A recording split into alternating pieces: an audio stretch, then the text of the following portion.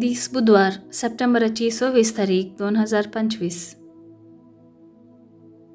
पहिले मसप प्रवादी एजराच्या पुस्तकांतले अध्याय 9 वळ 5 ते 9 पर्यंत. सांजेचे बलये वेळार हांव म्हजे दंडवणेंतलो उठलो आनी पिंजलेलो शेलो आनी दगलो आनी की म्हज्या आंगार आसून हांव दिंबियांचेर पडलो. हांवें म्हजे हात विस्तारून धरले आनी सर्वेस्परा म्हज्या देवा लागीं प्रार्थना केलें.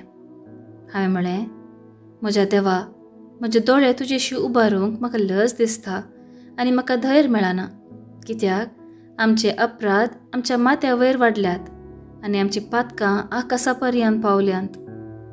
आमच्या पुर्वजांच्या काळांतावन आज पर्यंत आमचे अपराध व्हड आसात आनी आमच्या खोट्या करण्या पासत आमी, आमचे राय आनी आमचे याजक परक्या देशांच्या रायांचे अधीन जाले हांव.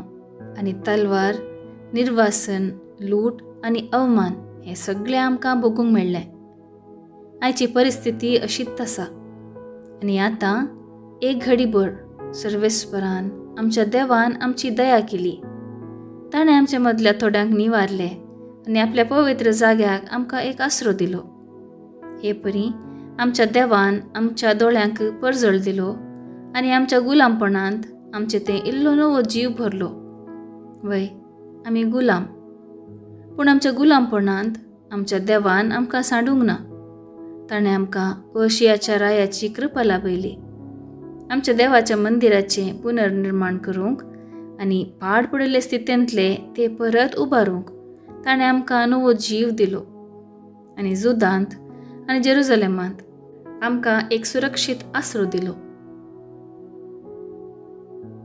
देवाचें उतर हें देवाचें व्हड उपकार. कीर्तन 13, 2, 4, 6, 7 आनी 8. श्लोक. सासनाक जियेता तो देव सदैव जावं. सर्वेस्पर एक पावटी शिक्षा लायता आनी एक पावटी बक्षिता. तो मनशांक धरणीपंदल्या पाताळांत विचार करता, तरी नासाच्या फंडांतली हात दिवन तांकां वयर काडटा.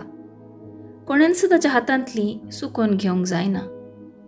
श्लोक. सासनाक जियेता तो देव सदैव जावं. राष्ट्रामध्ये ताणेंच आमकां शिमटायल्ली, तरी थंयसरच ताणें आमकां ताची वडवीक दाखयली. देखून सर्व जिवी मदें ताका नावाडा, कित्याक तो आमचो धनी, तो आमचो देव, तोच आमचो बापय, तोच देव सासनाच्या सासनाक. श्लोक. सासनाक जियेता तो देव सदैव जावं. पळय, कितल्या बरेपणान ताणें तुका वागयलां. व्हडल्या ताळ्यान ताका अर्गां दी. नितीवन देवाक वंदी. सर्व काळाच्या रायाक हरसी. श्लोक. सासनाक जियेता तो देव सदैव जावं. हांव जाल्यार म्हज्या गुलामपणाच्या गांवांत ताची स्तुती करीत आसां. ताचें व्हडपण आनी पदवी पातकी राष्ट्रांक परगट करीत आसां. श्लोक. सासनाक जियेता तो देव सदैव जावं. पातक्यानो, ताचेशी पाटी येया. तुमची साल ताचे मुखार नितीवंतपणाची जावं दी. तुमचेर दया दवरून तुमची तो काकुळट करूंक की पुरो. श्लोक. सासनाक जियेता तो देव सदैव जावं. उद्गार. आलेलुया, आलेलुया. देवाचें राज लागीं पावलां. पातकी जिणी बदला आनी बरी खबर सतमाना. आलेलुया, आलेलुया. शुभवार्ता. लुका प्रमाणे जेजू क्रिस्ताची शुभवार्ता अध्याय 9 वळ 1 ते 6 पर्यंत.